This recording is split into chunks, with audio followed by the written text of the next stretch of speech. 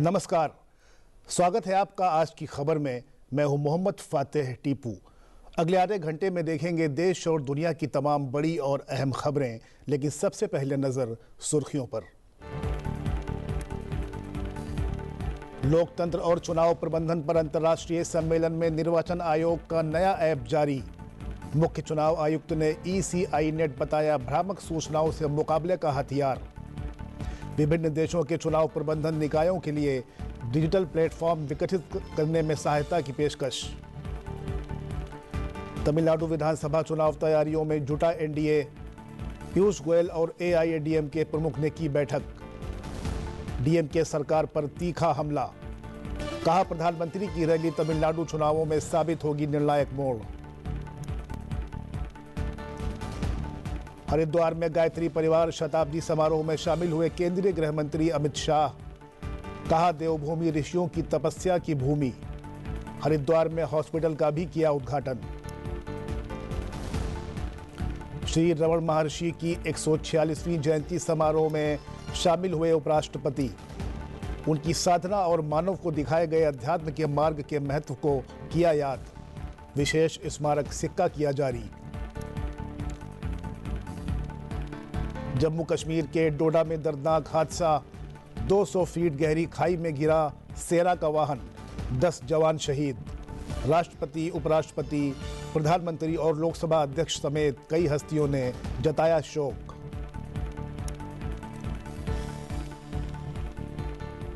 प्रधानमंत्री नरेंद्र मोदी कल केरल का दौरा करेंगे। वो तिरुवनंतपुरम में विभिन्न विकास परियोजनाओं की आधारशिला रखेंगे और उनका उद्घाटन करेंगे। ये परियोजनाएं रेल संपर्क, शहरी आजीविका, विज्ञान और नवाचार, लोक केंद्रित सेवाएं और उन्नत स्वास्थ्य सेवा सहित प्रमुख सेक्टरों को कवर करती हैं, जो समावेशी विकास, प्रौद्योगिकी उन्नति और नागरिकों के जीवन की बेहतर गुणवत्ता पर प्रधानमंत्री के निरंतर फोकस को दर्शाती हैं। प्रधानमंत्री रेल संपर्क को बढ़ावा देने के मकसद से 4 नई रेल सेवाओं को झंडी दिखाएंगे, जिनमें 3 अमृत भारत एक्सप्रेस और 1 यात्री ट्रेन शामिल है। इन सेवाओं के शुरू होने से केरल, तमिलनाडु, कर्नाटक, तेलंगाना और आंध्र प्रदेश के बीच लंबी दूरी और क्षेत्रीय संपर्क में उल्लेखनीय सुधार होगा, जिससे यात्रियों के लिए यात्रा अधिक किफ़ायती, सुरक्षित और समयबद्ध हो जाएगी। बेहतर संपर्क से पूरे क्षेत्र में पर्यटन, व्यापार, शिक्षा, रोजगार और सांस्कृतिक आदान प्रदान को मजबूत प्रोत्साहन मिलेगा। प्रधानमंत्री शहरी आजीविका को मजबूत करने के प्रयासों के तहत PM Svanidhi credit card launch करेंगे, जो स्ट्रीट वेंडरों के लिए वित्तीय समावेशन के अगले चरण की शुरुआत है। विज्ञान और नवाचार के क्षेत्र में प्रधानमंत्री तिरुवनंतपुरम में CSIR NIIST नवाचार, प्रौद्योगिकी और उद्यमिता केंद्र की आधारशिला रखेंगे। ये अनुसंधान को बाजार के लिए तैयार समाधानों और उद्यमों में परिवर्तित करने के लिए एक मंच के रूप में कार्य करेगा। स्वास्थ्य सेवा और संरचना को मजबूत करना इस यात्रा का एक अन्य प्रमुख उद्देश्य होगा।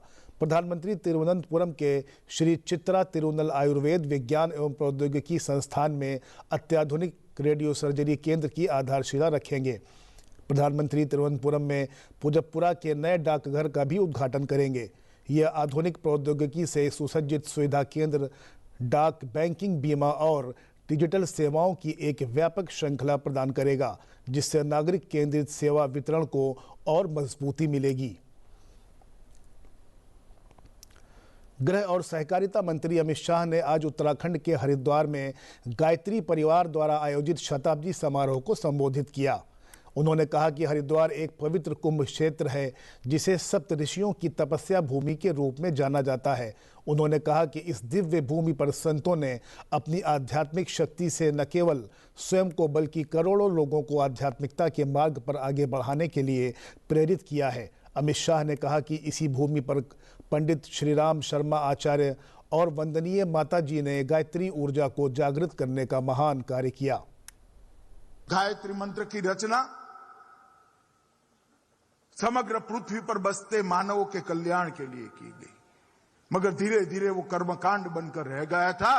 पंडित राम शर्मा ने गायत्री मंत्र को वैज्ञानिक आधार देकर नई ऊर्जा देने का काम किया। जो युवा मेरा भाषण सुन रहे हैं, उनको मैं कहना चाहता हूं, मुझे भी मेरे गुरुजी ने जब गायत्री मंत्र का अर्थ समझाया और उसका उच्चारण करने की पद्धति समझाई, उसके बाद में मेरी सोच, मेरे व्यक्तित्व, मेरी बुद्धि और मेरे आत्मा की गति में बहुत बड़ा परिवर्तन आया। आप एक बार मन से प्रयोग कर लीजिए, पंडित शर्मा के आशीर्वाद प्राप्त कर स्वार्थ छूटता जाएगा, परमार्थ बढ़ता जाएगा, कायरता निकलती जाएगी, हिंसा बगैर की वीरता अपना स्थान ले लेगी और बुद्धि सदमार्ग पर प्रवृत्त हो जाएगी। अखंड ज्योति सम्मेलन को आस्था, आध्यात्मिकता और संस्कृति का अनूठा संगम बताते हुए अमित शाह ने कहा कि वहां उपस्थित होकर वे शाश्वत ऊर्जा और चेतना का अनुभव कर रहे हैं। उन्होंने कहा कि पंडित श्री राम शर्मा आचार्य ने व्यक्तिगत चरित्र निर्माण के मार्ग के माध्यम से आस्था, आध्यात्मिकता और संस्कृति के पुनरुद्धार का मार्ग प्रशस्त किया। गुरुदेव ने जो रास्ता बताया, जो करोड़ों लोगों ने उस रास्ते पर चलना प्रशस्त किया, युग कोई धर्म नहीं बदल सकता, युग कोई धर्माचार्य भी नहीं बदल सकता, युग कोई फिलॉसफी नहीं बदल सकती। इन्होंने एक सूत्र दिया, बड़ा सरल सूत्र दिया, मैं मानता हूं उस सूत्र ने पूरे भारत को रास्ता दिखाया। उन्होंने कहा, हम बदलेंगे, युग बदलेगा। जब तक व्यक्ति नहीं बदलता है, राष्ट्र भी नहीं बदलता है, समय भी नहीं बदलता है, युग बदलने का तो सवाल ही नहीं है। हर व्यक्ति को अच्छा व्यक्ति बनना, हर व्यक्ति को आध्यात्म के रास्ते पर जाना, अगर हर व्यक्ति आध्यात्म के रास्ते पर चल पड़ता है तो युग का परिवर्तन अपने आप हो जाता है। और देखिए साहब, देखते देखते देखते इतने सालों के कम समय में 15 करोड़ परिवार इस आंदोलन के साथ जुड़ गए। उन्होंने धर्म को कर्मकांड के आवरण से निकालकर वैज्ञानिक अध्यात्म के साथ जोड़ने का काम गुरुदेव ने किया। इससे पहले केंद्रीय गृह मंत्री अमित शाह योग गुरु रामदेव और पतंजलि आयुर्वेद लिमिटेड के एमडी और पतंजलि योग पीठ ट्रस्ट के सह संस्थापक आचार्य बालकृष्ण की उपस्थिति में महर्षि दयानंद ग्राम हरिद्वार में पतंजलि योग पीठ में पतंजलि आपातकालीन और क्रिटिकल केयर अस्पताल के उद्घाटन समारोह में शामिल हुए।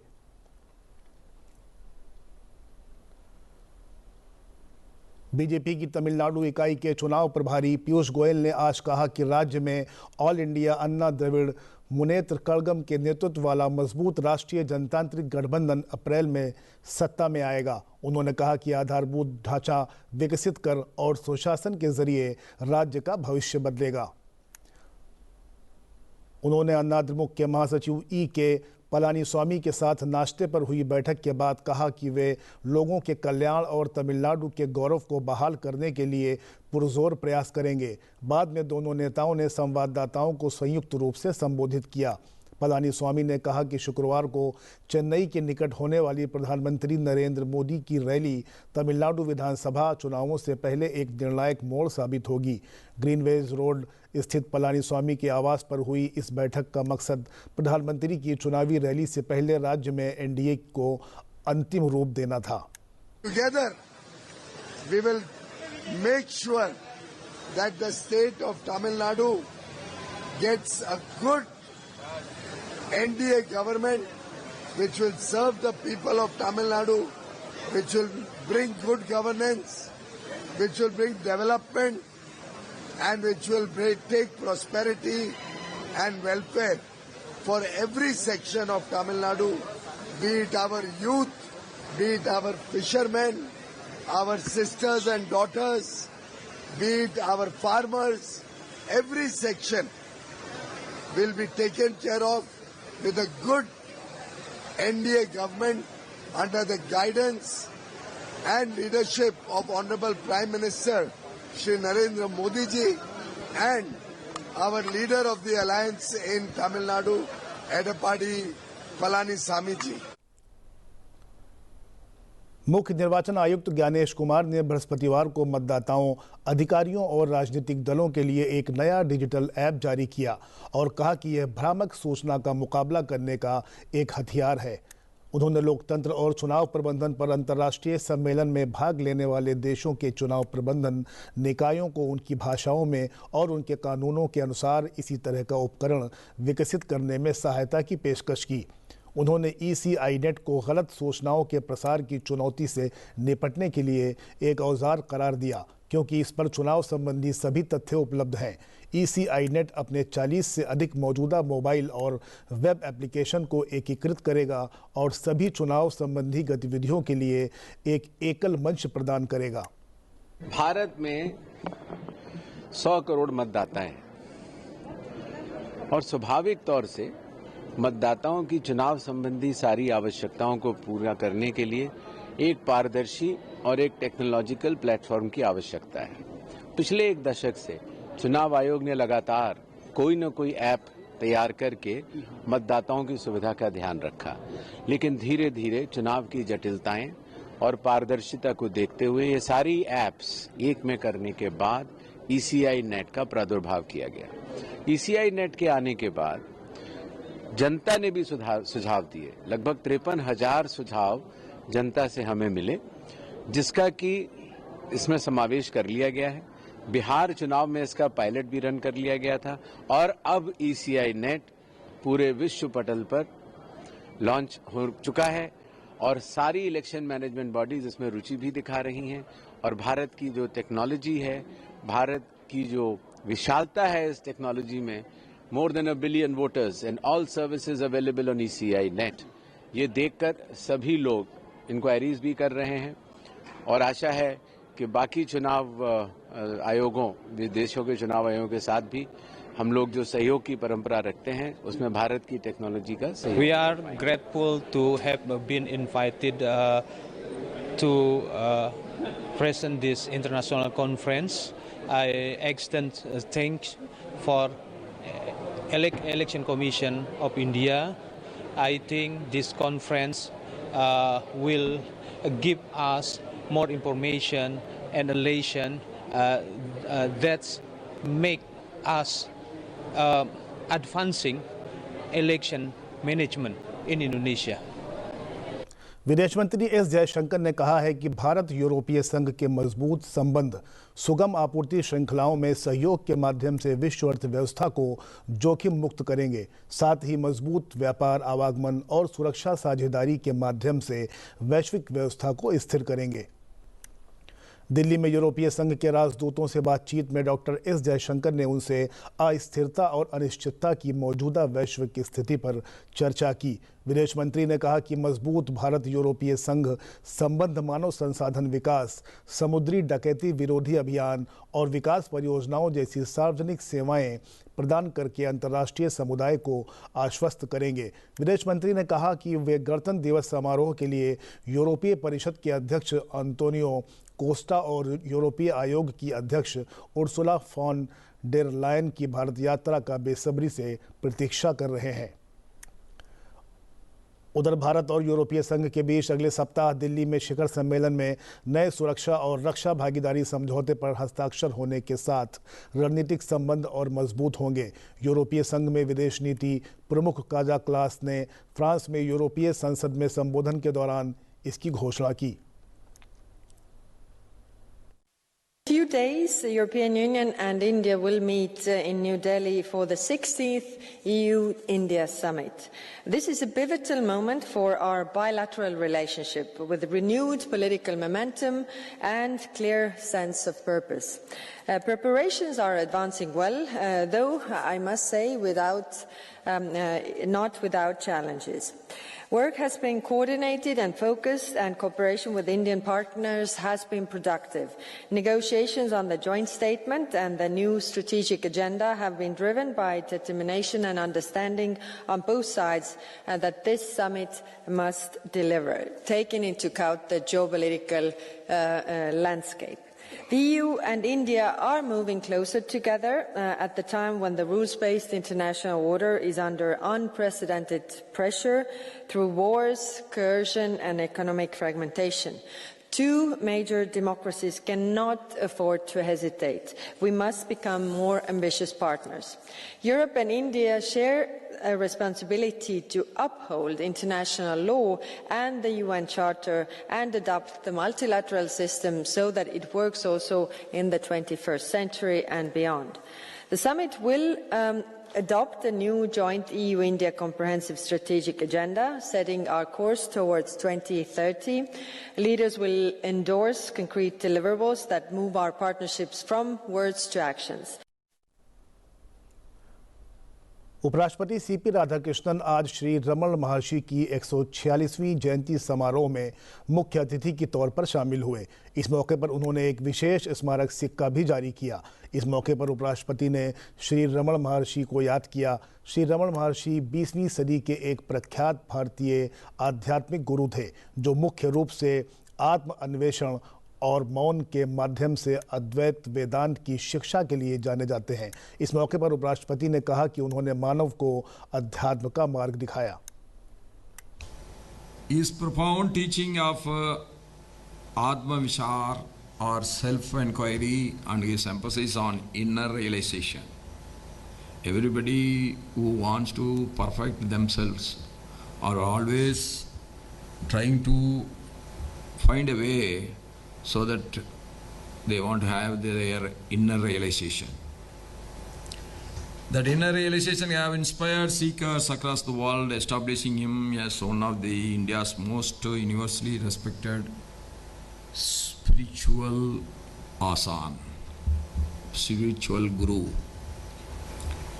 At a time of profound social and intellectual transformation, Bhagavan reaffirmed the eternal wisdom of India, not through elaborate discourse or institutional doctrine, but through the quiet power of silence, simplicity and direct inner experience.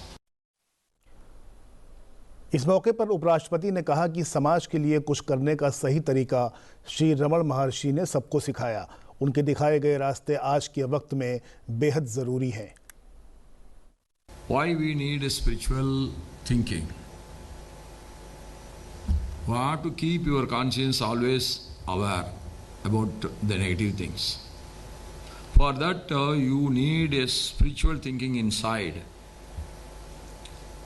Then that will tell you not to do the negative things, not to do the wrong things, not to do any harm to others.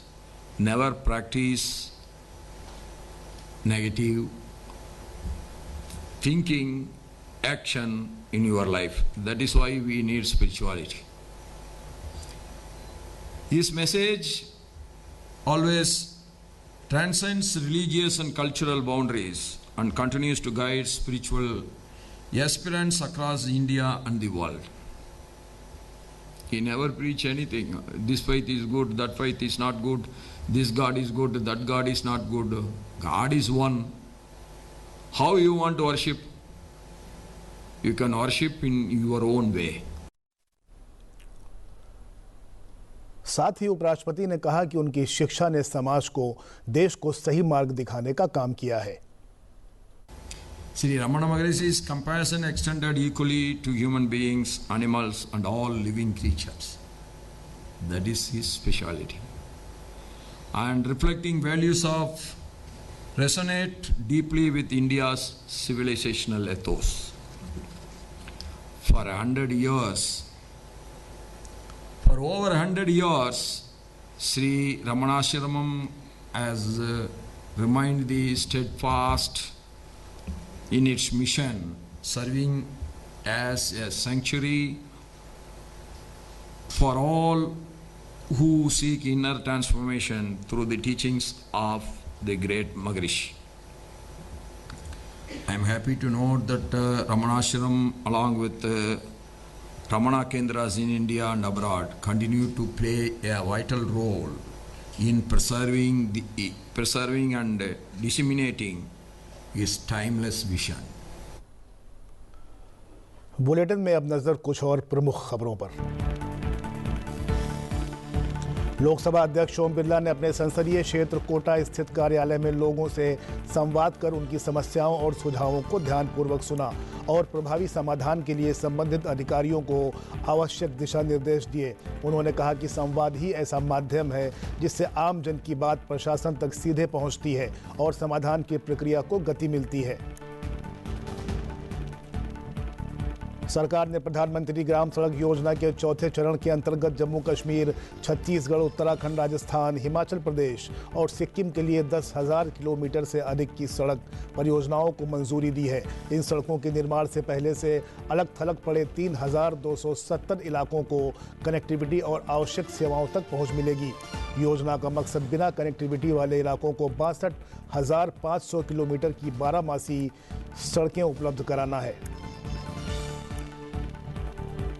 Uttar railway के जम्मू मंडल ने यात्रियों की बढ़ती मांग को देखते हुए नई दिल्ली और श्री माता वैष्णो देवी कटरा के बीच चलने वाली विशेष आरक्षित रेलगाड़ी का विस्तार करने की घोषणा की है। नई दिल्ली से कटरा जाने वाली रेलगाड़ी संख्या 0408-123 से 26 जनवरी तक 4 अतिरिक्त फेरे लगाएगी, जबकि कटरा से नई दिल्ली जाने वाली रेलगाड़ी संख्या 0408-224 से 27 जनवरी तक चलेगी। अमेरिकी राष्ट्रपति डोनाल्ड ट्रंप ने दावोस में विश्व आर्थिक मंच के दौरान प्रधानमंत्री नरेंद्र मोदी की सराहना की है। प्रधानमंत्री को अपना करीबी मित्र बताते हुए राष्ट्रपति ट्रंप ने भरोसा जताया कि भारत और अमेरिका के बीच व्यापार समझौता जरूर होगा। यह टिप्पणी ऐसे समय में आई जब भारत और अमेरिका के बीच व्यापार समझौते को लेकर जारी गतिरोध दूर करने के लिए बातचीत हो रही है। अमेरिकी राष्ट्रपति डोनाल्ड ट्रंप ने 22 देशों के साथ स्विट्जरलैंड के दावोस में बोर्ड ऑफ पीस चार्टर पर हस्ताक्षर किए। बोर्ड में 8 इस्लामिक देश भी शामिल हैं। पीस बोर्ड को लॉन्च करते समय ट्रंप ने कहा कि इसका शुरुआती मकसद गाजा में युद्ध विराम को और मजबूत करना है।